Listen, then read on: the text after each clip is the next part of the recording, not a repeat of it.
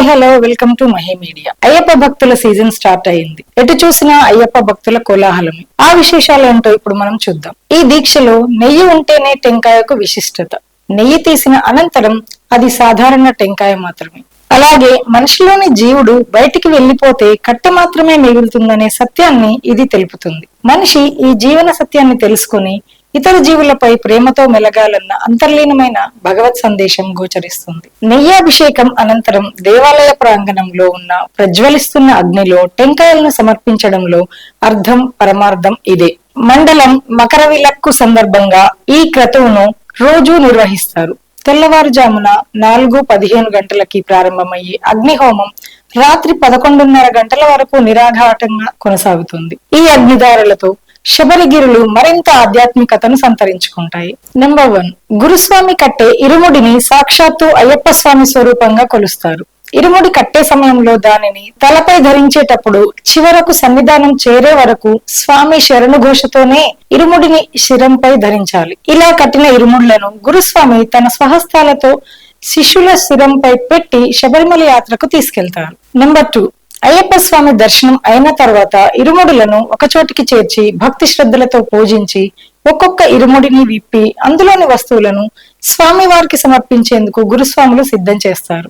Number 3, Mudra టెంకాయలను పగలగొట్టి అందులోని నెయ్యిని ఒక పాత్రలో పోయించి వైరాగ్యం అనే మూతను స్వామివారి అభిషేకానికి పంపుతారు. మన శరీరాన్ని కొబ్బరికాయగా ఎంచుకొని అహంకారం అనే నారను భక్తి అనే బండరాయిపై అరగదీసి అందులోని మోహం అనే జలమును తీసి భక్తి శ్రద్ధ విశ్వాసం ఆచార అనుష్ఠానములని జ్ఞానామృతమును నింపి వైరాగ్యం అనే మూతను పెట్టి ఆత్మ అనే లక్కతో ముద్ర వేసి అయ్యప్ప స్వామి వారి సన్నిధానానికి తీసుకువెళ్లి అభిషేకం చేసి పునీతులు కావడం ఇందులోని పరమార్థం.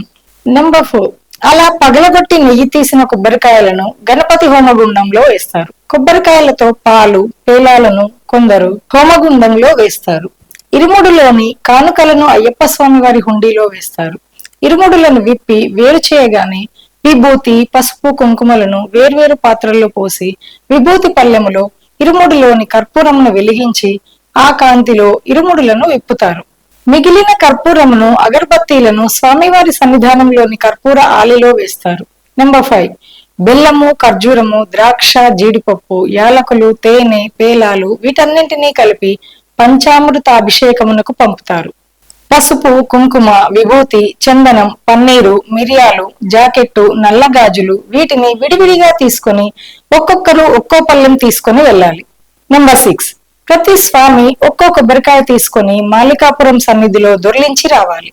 పసుపు కుంకుమలను మాలిగైపు రత్తమ్మ సన్నిధి వద్ద సమర్పించి స్వామిని దర్శించుకోవాలి. తెచ్చిన జాకెట్లు నల్లగాజులు అమ్మవారికి సమర్పించాలి. కొబ్బరికాయను ముక్కంటి సాక్షాత్కారముగా భావిస్తారు. నెంబర్ 7, నార తీయగానే 3 నేత్రములు స్పష్టంగా కనిపిస్తాయి. మిగిలిన అన్ని ప్రదేశాల్లో కొబ్బరికాయను పగలగొట్టినా సాక్షాత్ ఆది పరాశక్తి ఆవాస స్థలమైన మాలిగైపు రత్తమ్మ సన్నిధిలో నారీకేళ్లమును పగలగొట్టకుండా దొర్లించి విడిచిపెట్టడం సంప్రదాయం. అమ్మవారికి కర్పూర హారతి చూపించి పసుపు కుంకుమలను ప్రసాదంగా స్వీకరించి వెనుక పక్కన ఉన్న భస్మ కులములో స్నానం చేయాలి. నెంబర్ 8, సన్నిధానంలో ఇరుముడులను విప్పిన తర్వాత అందులోని బియ్యం ఉంచి పిడికెడు బియ్యం అక్షింతలుగా ప్రతి వారి ఇరుముడిలోనూ వేస్తారు. శబరిమల పుణ్యస్థలి నుంచి వచ్చిన ఆ బియ్యాన్ని ఇంట్లోని బియ్యంతో కలిపి ఉంచితే అక్షయ పాత్రల తరగదని భక్తుల నమ్మకం. మరొకసారి అయ్యప్ప భక్తులకు స్వామియే శరణమయ్యప్ప అని నమస్కరిస్తూ మీ మహి మీడియా మరో మంచి కంటెంట్ తో మళ్ళీ కలుద్దాం. అయ్యప్ప చరణం స్వామియే శరణం.